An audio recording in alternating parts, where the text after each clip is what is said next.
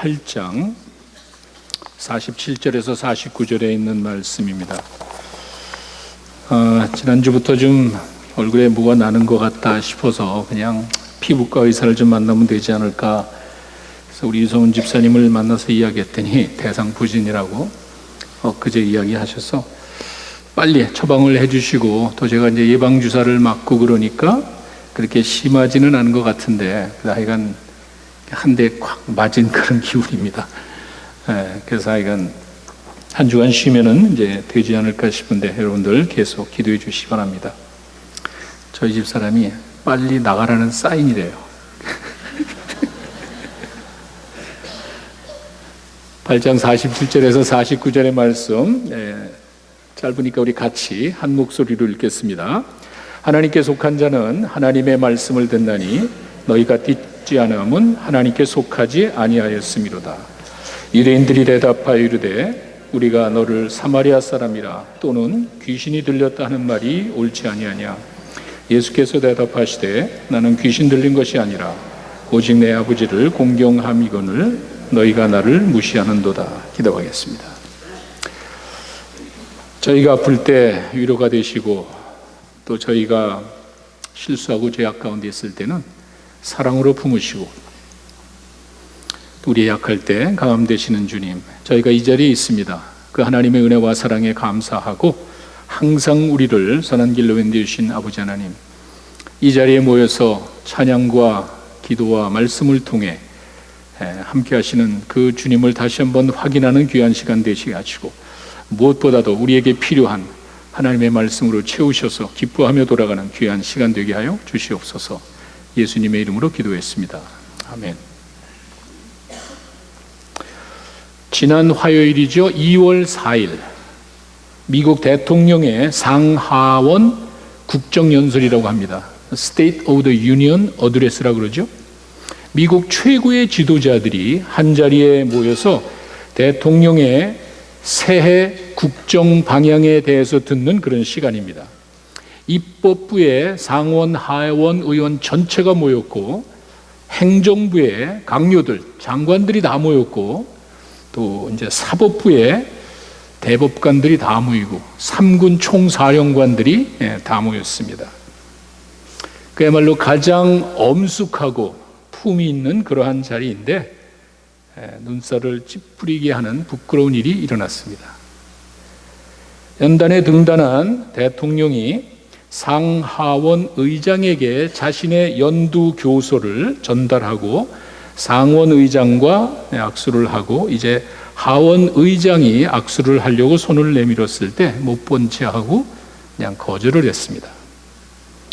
난처하고 민망한 여성 하원 의장은 대통령의 연설하는 동안에 뭔가 작정한 듯이 있다가 대통령이 연설을 마치고 나서 모두들 일어서서 박수를 치는데 대통령의 연설문을 갈기갈기 찢었습니다. 제가 여러분들에게 복잡한 정치적인 이슈를 이야기하려고 하는 것이 아닙니다. 각자 자기들의 주장이 옳다고 하는 그 모습, 내가 싫으면은 어떤 행동을 해도 정당하다는 그 모습이, 이게 인간의 모습이구나. 자신을 탄핵시키려는 하원 의장이 미웠겠죠. 또 자신이 내민 손을, 여자로서 자신이 내민 손을, 악수를 하자고 하는 손을 거절한 대통령도 미웠겠죠.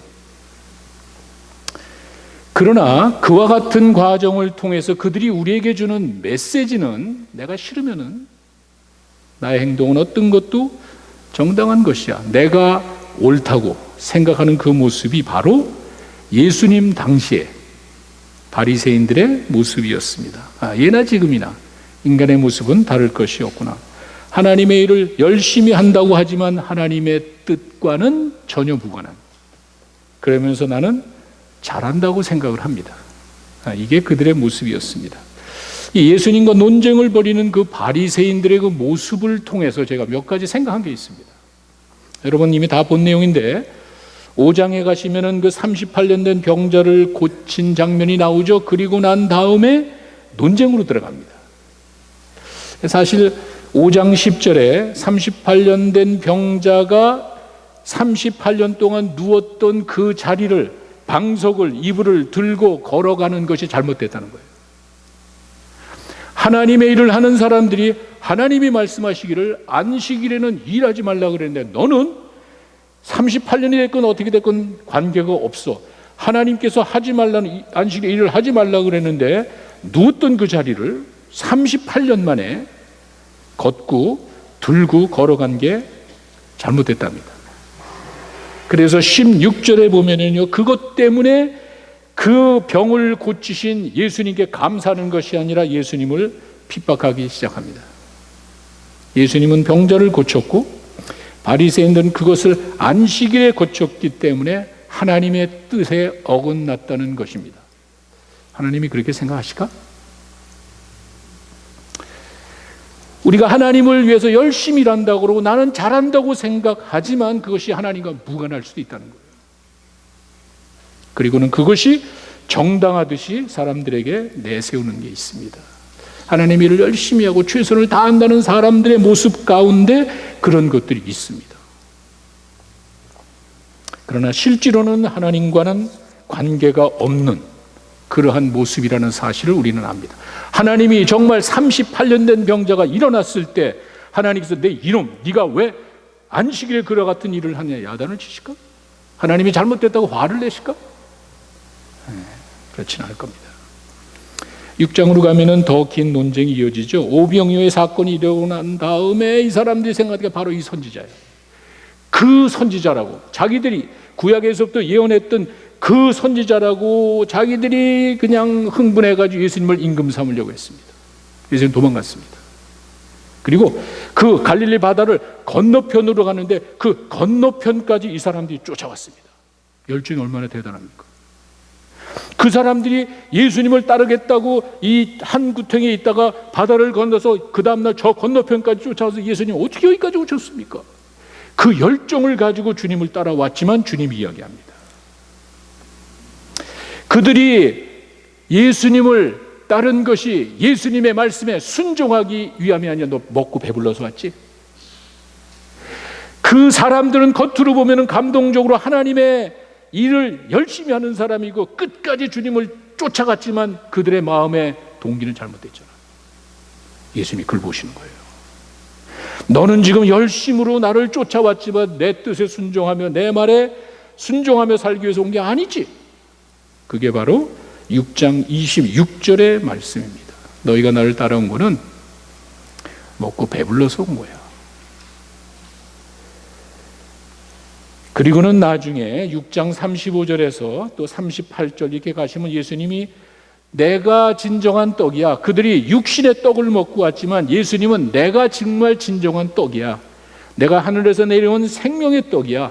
육적인 생각을 가져온 사람에게 영적인 진리를 가르치신 거예요. 이게 진짜 아니에요. 그것이 목적이었기 때문에 떡을 먹고 배부르게 해주는 것이 아니라 예수님 자신의 생명의 떡임을 강조하기 위해서 그렇게 이야기를 하셨습니다. 육적인 생각 가지고 온 사람에게 영적인 이야기를 했는데 이 사람들이 뭐라 그러죠? 아니 당신은 하늘에서 내린 떡이야? 너 아버지 목수잖아. 여러분 얼마 전까지만 해도 자기들이 좋다고 예수님이 그 선지자라 그러면서 임금 삼겠다고 온 사람들이 예수님이 하시는 말씀을 듣고 순종한 것이 아니라 그 말을 듣더니 네가 무슨 하늘에서 내려와? 너 아버지 요셉 아니야? 요셉. 6장 41절에서 42절에 나와 있는 그 말씀은 이들이 예수님을 열심히 따라왔지만 예수님의 말씀에 순종하고 하나님의 뜻을 실천하기 위함이 아님을 드러난 것이죠. 그리고는 한다는 소리가 이제는 자기들이 좋다고 예수님을 그 선지자라고 임금 삼겠다고 하다가 이제는 너 아버지 목수 아니야? 너 아버지가 요셉인데 우리가 잘 알고 있는데 무슨 하늘에서 내려왔어? 뒤집습니다. 이와 같은 그 사람들의 모습을 보시는 예수님의 마음이 어땠을까? 예수님이 그들을 피하신 이유를 우리가 알 것 같아요. 기적을 보고 흥분하고 따라왔던 그 사람들을 의지하지 않은 마음을 알 것 같아요. 마음은 다르거든. 겉에 드러나는 그 열정은 좋지만 그 마음이 잘못된 거거든. 나중에 이 사람들은 예수님을 결국에 떠납니다. 예수님이 55절에 내 살이 음식이고 또 내 피가 음료야. 이거 어렵죠. 영적인 그런 의미로 요한복음에 주의 만찬이 없다고 그랬죠. 이렇게 예수님 자신의 살과 자신의 피로 인한 그 언약을 설명하시기 위해서 예수님이 이런 이야기를 했습니다. 그리고 나니까 이 사람들이 그 얘기를 가만히 듣더니 6장 60절과 66절에 가니까 야, 좀 어렵다. 떠났습니다. 예수님의 진정한 목적은요, 그들의 배를 채우는 게 아니었잖아요. 예수님이 배를 채우는 건 하나의 수단이고 그걸 통해서 예수님 자신이 하늘로부터 내려오신 생명의 떡임을 가르치는 그 진리를 본래 의도한 이야기를 하니까 이건 나하고 상관이 없잖아요.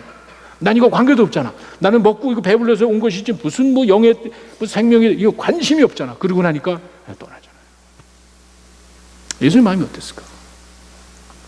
그 많은 사람들이 그 열정을 가지고 임금 삼자고 떨어올 때 언제고 힘드니까 가는 거예요.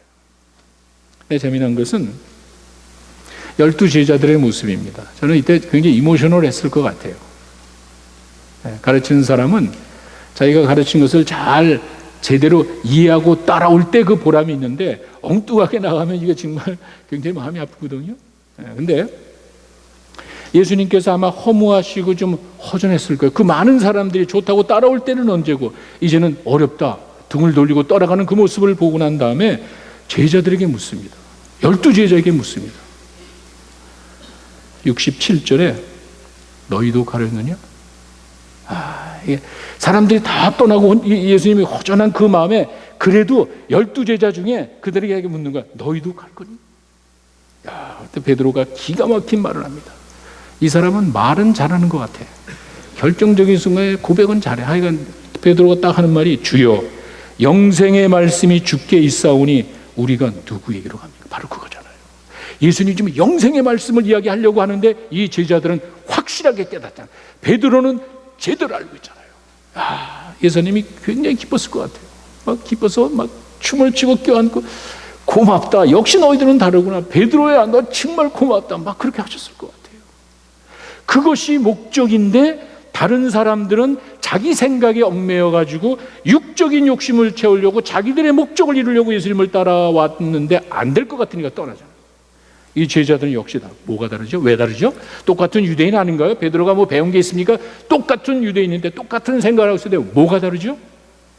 훈련이에요. 예수님과 좀 더 가까이 있었잖아요.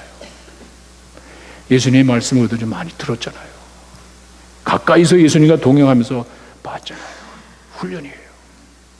그것이 역시 사람들을 다르게 했구나. 그런 육적인 관심과 영적인 관심 사이에서 많은 사람과 제자들은 달랐다는 거예요. 이것이 바로 예수님의 마음을 굉장히 아프게 한편으로는 굉장히 허무하고 아프게 했지만 그것이야말로 정말 예수님이 사역하신 그 12제자들이 정말 헛되지 않음을 깨달은 그런 순간이 아닌가 싶습니다. 8장에 가늠하다 현장에 잡힌 여인의 이야기는 시작부터 잘못됐죠. 현장에서 가늠하다가 잡혀왔으면 둘 다 데리고 와야 되는 거 아니에요? 정말 정죄하고 잘못됐다고 할 거면은 간음을 혼자 할 수는 없잖아요. 그렇다면은 둘 다 데리고 와서 이 두 놈들을 어떻게 할까요? 하는 게 정상 아니에요? 예수님께서 죄 없는 자가 먼저 돌로 쳐라 한 그 이야기는요, 너희들이 남을 정죄하고 율법을 지킨다고 하지만 너 자신을 보라는 거예요. 시작부터 잘못됐잖아. 8장 7절에 죄 없는 자가 돌로 치라는 그 말은요, 우리가 남을 정죄하기는 쉽습니다.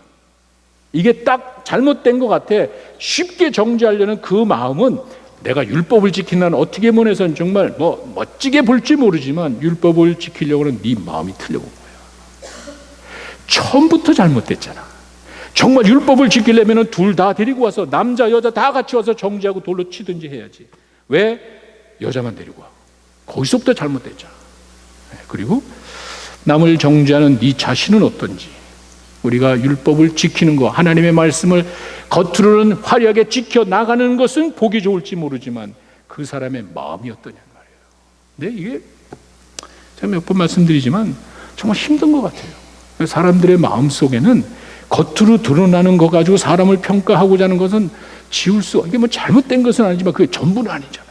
예수님은 적어도 그렇게 하지 않았잖아요. 정죄하려는 너 자신을 보라는 거예요. 죄 없는 자가 먼저 돌로 쳐라. 이거는요, 옳고 그런 게 아니죠. 그 따지는 것이 아니죠. 그렇게 말하는 너 자신을 바라보는 거예요. 여기서 누차에 오해받으면서 여러분에게 이야기 많이 했습니다. 사람을 외모로 평가하지 말고, 이게 뭐 아무리 이야기해도 사람이 하나님께서는 외모를 보지 않고 마음의 중심을 보지, 아무리 이야기해도 이게 먹히지가 않아. 일단 술, 담배 하는 놈은 죽일 놈이야. 일단 저 사람이 세상적인 술하고 담배 하면은 저건 아주 틀려먹은 사람이야. 거짓말하고 남 시기하고 모르잖아. 우리가 적어도 교회 안에서 겉으로 다 좋지요. 그렇게 해야지요. 제가 말씀드리는 것은 그래도 교회가 남다른 모습이 있다면, 주님의 모습을 따른다면 좀 비슷하게는 가야 되잖아. 겉으로 드러나고 봉사하고 열심히 다 하면은 밖에서 무슨 생활하든 아무 관계 없잖아. 미워하는 건 살인죄래요. 내가 술, 담배 하면은 저놈은 죽일 놈이야. 아주 못된 사람이야. 그런데 또 한 사람은요, 열심히 일하고 봉사하지만 그 남을 미워해요. 분쟁 일으키는 사람이에요. 그 사람은 살인자예요. 살인하는 사람. 모르잖아. 그 관계가 없잖아. 저는요, 이 논쟁, 이 과정을 통해서 하나님이 정말 우리의 마음의 중심을 보고 외모를 보지 않는다면은요, 이런 걸 통해서 뭘 보지 않나요? 여러분이 큐티를 하시면서는요, 뭘 묵상하냔 말이야. 예수님이 어떤 마음을 가지고 계시는지를 여러분이 볼 수 있어야 되는 거예요. 산상수훈에서 이야기하죠. 7장, 마태복음 7장 5절에 가니까 남을 비판하지 말아라. 내 눈에 나무 토막을 좀 빼래요. 나무 토막을. 내 눈에 있는 이 들보, 내 눈에 있는 나무 토막을 빼야 제대로 볼 거 아니냐. 그러면 상대방의 요만한 게 보이는 거야, 티가. 내 눈에 있는 나무 토막은 빼자고 남 비난할 줄만 알고, 남 정죄할 줄만 알고, 자기는 나무 토막을 가지고 있으면서. 예수님 왜 그렇게 이야기했겠어요? 그 주님이 그렇게 이야기하시는 그 마음에 그걸 좀 우리가 이제 헤아려야 되잖아요. 너무 사람 외적으로 평가하지 마세요. 돈 있고 뭐 그게 중요한 게 아니잖아요. 그 사람의 마음이 어떠냐는 말이야. 마음이. 돌로 쳐라 그랬을 때는요, 네가 죄가 없다면은 이게 뭐 율법이 아니잖아. 그걸 지키려고 그렇게 하나님의 일을 한다고 열심히 하지만 그 마음에 어떤 생각을 가지고 사는지 하나님 그걸 보신단 말이에요. 그럼 우리도 그걸 봐야죠. 그걸 소중히 여겨야죠. 8장에 가면은요, 32절과 34절에 정말 어이없는 이야기가 나옵니다. 예수님께서 진리를 알지니 진리가 너희를 자유케 하리라 이야기하니까 이 사람들이 한다는 소리가, 자유? 우리가 아브라함의 자손이라 남의 종이 된 적이 없는데 자유가 왜 필요하지? 그 말이에요. 아니, 진리가 너희를 자유케 하리라는 그 좋은 말씀을 주셨으면 자기가 이게 아니라, 아니 우리가 아브라함의 자손인데 남의 종이 된 적이 없는데 자유가 왜 필요하지? 근데 여러분 한번 생각해 보세요. 이게 뭐 정치적으로 해석을 한다면은 종이 된 적이 없다는 게 말이 안 되죠. 자기네가 애굽 밑에서 400년 있었고 바벨론 밑에서 얼마 있었고 지금도 로마 밑에 있잖아. 종이 된 적이 없는 게 아니잖아. 근데 그 말은 아닐 거예요. 그렇게 무식하게 얘기할 것 같지는 않고, 아브라함의 자손 이야기하는 거 보면은 아브라함의 자손인데 우리가 무슨 뭐 남의 종이 되냐. 그러니까 예수님이 하도 어이가 없어가지고 8장 34절에 야, 죄를 짓는 자마다 죄의 종이 되는 거야. 이렇게 이 사람들은요, 자기네들이 아브라함의 자손이면은요 끝난 거야. 하나님이 선택하고 우리를 했으면 괜찮아. 죄를 져도 괜찮은 거야. 우리가 무슨 종이야, 종은 아브라함의 자손인데. 이런 생각하는 사람 많잖아요. 내가 아브라함의 자손인데 남의 종이 됐긴 무슨 뭐 너 죄를 지면은 너 죄의 종이 되는 거야. 그것도 아니라고 우길 순 없잖아요. 이게 사람들의 마음이야. 내가 아브라함의 자손이야. 내가 교회 10년 다녔어. 내가 모태신앙이야. 아무것도 아니잖아. 그게 무슨 의미가 있냐는 말이에요. 아브라함의 자손이라는 것이 그 오르베릭으로 천국 가는 게 아니잖아요. 그들이 받은 그 선택, 하나님께서 선택해 주신 그 특권 가지고 더 귀하게 쓰임 받기 위한 것이지, 그게 오로매릭 모든 거 용서받고 천국 가고 하나님의 게 아니잖아요. 그런 식으로 본다고. 일단 무조건 반대하는 거야. 이렇게 논리에 맞지 않는 이야기를 하는 이유는요, 예수가 싫은 거야. 내가 싫으면은 어떤 행동을 해도 정당한 거야. 악수 안 해도 돼. 연설문 찢어버려도 괜찮아. 내가 싫으니까. 나 한 행동에 대해 정당한 거야. 이게 그 바리새인들의 모습이었습니다. 그 오늘 본문에 8장 48절에 거기 보시면은 결국에는 예수님을 사마리아 사람, 모욕적인 말이에요. 모욕적인 말. 하나님의 아들로 거룩한 일을 행하시고 지들이 좋다고 쫓아다녔던 사람에게 귀신 들렸대. 이게 사람이에요. 자기들이 그 선지자라 그러면서 수천 명을 먹이신 그 예수님을 자기들의 지도자로 삼으려고 그러는데 미쳤대. 그렇게 할 수 있어요? 왜 한다고? 이게 사람들의 모습. 왜? 싫으니까. 내가 어떤 행동을 해도 정당하다는 것이 사람들의 모습인 거예요. 9장에 있는 내용은 여러분들이 지난번에 그 나면서부터 소용, 우리 성경 통독 때 이야기 드렸으니까 그 의미는 그냥 넘어가고. 근데 그날이 또 안식일이야. 나면서부터 소경된 자가 병 고침을, 그게 안식일이야. 그거 가지고 또 문제가 생겨. 무슨 문제가 생기냐면 16절에 뭐라 하냐면, 이 사람이 안식일을 범하고 병 고친 거 보니까 하늘에서 온 사람이 아니래. 어떻게 맞는 것 같잖아. 하나님이 정하신 그 안식일을 범하고 일을 한 사람은 하나님의 사람이 아니래. 그러니까 옆에 있다가, 야, 하나님의 사람이 아니면 어떻게 그런 기적을 행하니? 자기 당착에 빠진 거야. 말도 안 되는 소리 하는 거야. 이들은요, 그냥 일단 마음이 닫혀 있기 때문에 자기들이 이야기를 해놓고도 말이 안 되는 소리를 하고 있는 거예요. 이 사람들이 안식일을 범했기 때문에 하나님으로부터 온 사람이 아니라는 말이 맞을 수도 있지만, 그런 사람이 어떻게 큰 기적을 행하지? 여러분 하나 좀 확실히 짚고 넘어가야 될 게 뭐냐면, 계속 그 38년 된 병자, 그 다음에 나면서 소경된 이 안식일에 대한 이야기 많잖아요. 성경에 분명히 하루 쉬라는 말이 있습니다. 안식일, 6일이라고 하루 쉬라는 말이, 이거는 십계명에 분명히 나와 있습니다. 그런데 그 말을 해석해주는 많은 유대인의 책이 있어요. 탈무드라든지 미슈나라든지 그런 책에 보면은 그런 말이 있어요. 다시 안식일을 지키지 말라는 하나님의 안식일을 거역하지 말라는, 안식일 일하지 말라는, 그 안식일은 그냥 가만히, 왜 6일이라고 하루는 좀 쉬어라, 거룩하게 떠는 하나님의 일을 해라, 이 말은 성경에 있는데 그 자세한 내용 때 가면은 그런 이야기가 있는 거야. 돗자리 들고 가면 안 돼. 돗자리 그건 뭐냐면은요, 장사를 위해서, 영업을 위해서는 그렇게 하면 안 돼. 그냥 개인적인 용품 옮겨도 되는 거야. 자기 멋대로 해석하는 거야. 이렇게 자기들이 편한 대로 법을 정해놓고 하나님을 빙자해서 하나님의 일을 한다고. 이게 문제예요. 하나님의 사람들이 하나님의 이름으로 하나님의 일을 한다고 하지만 하나님과 무관한 거예요. 안식일을 그렇게 적용하는 게 아니에요. 하나님께서 안식일을 거룩하게 지켜야 되는, 우리를 지키기 위해서는 6일 동안 일하고 하루는 좀 쉬어라. 내가 그때 너를 6일 일 안 해도 하루 먹고 살게 해주고 그날 하나님과 함께하는 그 복된 날로 정해라. 이런 의미로 했지 꼼짝 말고 있어. 근데 유대인들은요, 그런 사람이 있습니다. 성지순례 가보시면은요, 아직도 정통 오스닥스 그 주 이 사람들은요, 금요일 날 해질 무렵이 되면은 전기 불라이트를 켜놔요. 그 다음에 토요일이 안식일이니까 거기 이거 스위치 켜고 내리면 안 돼. 왜? 이거 일하는 거래.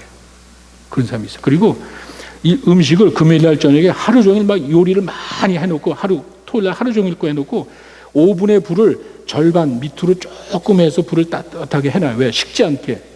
내일부터 이 음식 만들면 안 돼. 그 일이야. 성경이 그런 말은 없어요. 그건 사람이 만든 트래디션, 이게 그 장로들의 전승이라 그래가지고 유대 지도자들이 만들어 놓은 거예요. 일하지 말아라 그래가지고 불 켜는 것도 하지 말라고 그러고, 음식 쿡하는 것도 일이기 때문에 하지 말라고 그러고, 그건 사람들의 생각이에요. 하나님의 뜻과 무관한 해석이었어요. 지나친 해석이었어요. 근데 사람들은 그쪽으로 가잖아요. 그게 뭔가 눈에 보이는 성취감이 있습니다. 그 사람들이 그렇게 외적인 거에 빠지고 그것으로 인해서 성취감을 갖는 자기 만족에 빠지는 모습이 있단 말이에요. 하나님과 무관하지. 그래서 예수님과 논쟁이 이루어집니다. 34절에 가면은 이 바리새인들은 그 맹인에게 그 얘기야. 네가 죄 가운데서 그러잖아요. 이게 누구 죄입니까? 그래서 예수님이 그건 이 사람 죄도 아니고 부모 죄도 아니다라 그러는데 이 바리새인들은 네가 죄 가운데서 그건 무슨 말이죠? 죄 짓고 태어났다는 거, 죄 짓고 태어났다는 거. 예수님이 아니라고 얘기했지만 이러한 선입감으로 너는 죄인이야. 맹인이기 때문에. 불행과 고통은 죄야. 겨우 그 수준에서 하나님을 생각하는 거예요. 예수님은 분명히 그게 아니라고 그랬는데 이 사람들은 고통과 질병은 이런 어려운 맹인이 되고 그런 사고와 질병은 죄야. 이렇게 연결하면서 사람들을 선입감을 가지고 이제 정죄를 합니다. 그들의 빗나간 모습을 볼 수가 있죠. 자, 오늘 여러분들에게 예수님을 향한 그 헛된 논쟁의 문제가 뭔가? 오늘 본문에 나와 있듯이, 본문에 여러분 읽었듯이 하나님께 속하지 않아서 그래서 듣지 않는데, 이게 핵심입니다. 그러니까 이 사람들은 어떠한 사실을 놓고 이야기하는 것이 아니라 일단 예수님이 싫은 거예요. 하나님께 속하지 않았기 때문에 하나님의 말씀을 듣지 않는 거야. 예수님이 그렇게 이야기를 했죠. 그러면서 사마리아 사람이다, 뭐 귀신 들렸다 하는 것은 논리와 관계없이 그들의 마음이 닫힌 모습을 이야기합니다. 저는 이 예수님을 향한 헛된 논쟁에서 이제 뭘 생각했냐면, 첫째는 마음의 동기가 중요한 거예요. 동기가 잘못된 거예요. 겉으로 드러나는 행동이 아무리 아름답고 멋있을지 모르지만 그 마음의 동기를 보시는 하나님께서는 다르게 생각할 수 있습니다.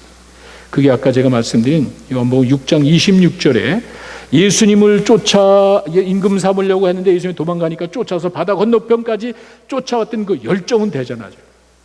그 하나님을 쫓는다는, 예수님을 쫓는다는 그 열정은 대단하잖아요. 왜 따라오지? 자기들의 욕심 때문에 온 거예요. 그런 사람 많잖아요.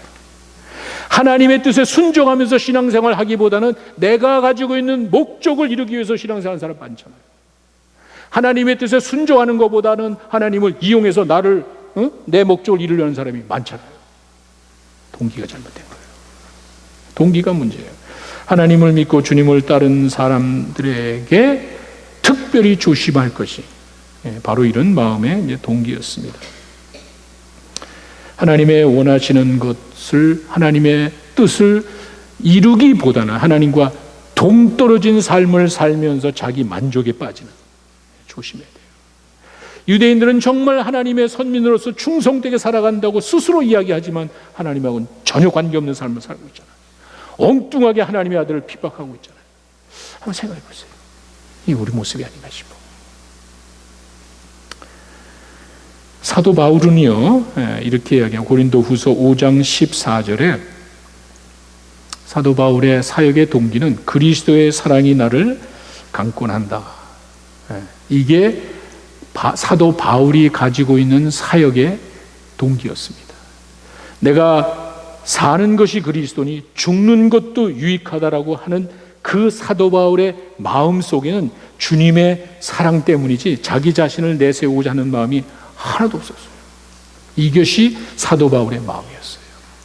이런 마음이 정말 주님의 사랑 때문에 그 은혜에 감격해서 내가 이런 헌신을 하고 이런 삶을 살아갑니다 와 자기의 의를 드러나기 위해서 자기 만족을 위해서 살아가는 거하고는 다른 거예요.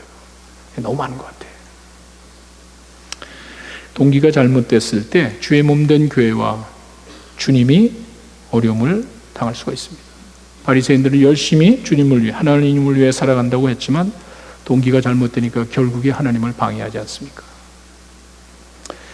또 하나는 자기 모순에 빠질 수도 있습니다. 이게 자기 모순이 잘못된 9장 16절에 나와 있는, 이미 저희들이 봤습니다. 안식일에 어떻게 그런 일을 하냐? 하나님의 뜻을 거역하면서 일하는 이 사람은 잘못된 것이야. 그러니까 야, 그러면은 이렇게 잘못된 사람이 어떻게 이런 기적을 행할 수가 있느냐? 자기 모순의 이야기를 합니다. 아까 말씀드렸듯이 우리가 아브라함의 자손인데 남의 종이 된 적이 없는데 무슨 자유가 필요해? 정치적으로도 종이 됐었죠. 영적으로도 종이죠. 그런데도 이 사람들은 그걸 주장하지 않습니다. 자기들이 종이라는 사실 주장. 왜? 아브라함의 자손인데. 그걸 끝난 거야. 예? 사실 어떠한 팩트보다 감정에 치우치는 그 사람들의 모습을 저희들이 쉽게 볼 수 있는데, 이런 모습은 지금도 허다합니다. 여러분, 38년 된 병자가 일어난 것을 보고 정말 하나님이 책망하실까? 아니, 말을 바꿀게요. 38년 된 병자가 일어나는 것을 보고 책망하는 그 하나님이 정말 유대인들이 믿는 하나님일까? 유대인들이 하나님을 찬양하고 하나님께 영광 돌리는 것이 이런 하나님인가? 아니, 나면서부터 소용돼 가지고 평생 보지 못한 그 사람의 눈을 뜨게 했는데 그것 때문에 하나님이 책망할까? 그리고 그런 하나님을 유대인들이 믿고 있나? 아니잖아요. 38년 된 병자와 나면서부터 소경된 자가 고침받은 그게 기뻐서 감사, 이게 아니라 그거 가지고 하나님이 이 나쁜 놈들 왜 내가 안식일을 하지 말래 왜 그때 그 일을 하느냐라는 그런 하나님을 유대인들이 믿고 그런 하나님을 정말 찬양할까? 그렇지 않거든요. 그냥 싫은 거야. 유대인들은요, 구약에 이미 나와 있습니다. 상한 갈대도 꺾지 아니하시고 꺼져가는 등불도 끄지 않는 하나님을 믿는 사람들이에요. 이사야가 분명히 그런 이야기 했습니다. 그들이 믿는 하나님은요, 상한 갈대 썩어 빠지고 아무 쓸데없는 가지도 꺾지 않아요. 꺼져가는 등불, 불이 팔팔 타올라야지 꺼져. 이게 쓸모도 없는 그런 등불도 끄지 않는 거예요. 이게 하나님의 마음이래. 알고 있습니다. 신명기 법전에 가면은요, 수없이 나와 있어. 나는 고아와 과부를 돌보는 사람이에요. 하나님이 모세가 이야기할 때는요, 정말 하나님이 고아와의 과부의 정의를 위해서 일하시는 분이래. 하나님이 없는 자들 편에 서서 일하신다는 말을 수십 번 이야기했습니다. 다 알고 있단 말이에요. 그런 하나님은 꺼져가는 등불, 상한 갈대, 이렇게 소중한 것을 그냥 약한 자들을 소중히 여기시고 없는 불쌍한 자들을 정말 소중히 여기시는 그런 하나님이라는 사실 이들이 왜 몰랐겠냔 말이에요. I don't care. 가만히 보면은요, 어떠한 사실, 팩트에 의한 것이 아니라 감정이야. 예수가 싫은 거야. 그 사람이 하는 건 뭐든지 다 싫은 거야. 그것이 하나님의 아무 관계 없어. 그냥 싫은 거야. 그리고 내가 하는 행동은 정당한 거야. 자기 모습이에요. 이와 같은 신앙의 모습이 우리 주변에 너무 많습니다. 여러분들이 요한복음을 이제 큐티거든요. 통독이 아니라. 그러니까 깊게 보시면서 그런 것들을 좀 가슴에 품고 이렇게 헛된 논쟁 가운데 이게 참 주님의 마음, 하나님의 마음과 동떨어진 하나님의 사람들. 내가 하나님이 열심히 한다고 하지만 하나님과 전혀 무관한 그런 것들을 행하는 것이 아닌가. 주님을 따르는 마음의 동기도 살피고 어설픈 논리보다는 순수한 순종이 낫습니다. 우리가 그런 것들을 가슴에 품고 조용히 자신을 살피면서 우리의 그런 빗나간 마음, 주님 나에게 정결한 마음을 주시옵소서. 순수하지가 못해. 어떠한 사실과 말씀에 순종하며 나가는 것이 아니라 내 욕심대로 살고 내 뜻을 이루기 위해서 살아가는 이 신앙의 이 잘못된 모습, 주님 내 마음을 정결케 해주셔야 되겠습니다. 그런 기도가 차라리 낫지 않을까 싶습니다. 바리새인들의 헛된 논쟁 가운데 우리는 그 두 가지를 봤습니다. 우리 마음의 중심이 중요하고요. 동기가 순수해야 된다는 것과 자기 모순에 빠지는 어리석은 모습을 버려야 되겠다. 조용히 자신을 살피며 주님 앞에 여러분의 마음을 고백하는 귀한 시간 되시기 바랍니다. 기도하겠습니다. 차분하게 여러분 그냥 살피시고, 우리 가운데 그런 모습이 있습니다. 여러분 조용히 자신을 살피면서 나의 마음의 동기도 주님께서는 보시고 나의 빗나간 열정과 자기 모순에 빠진 모습도 있습니다.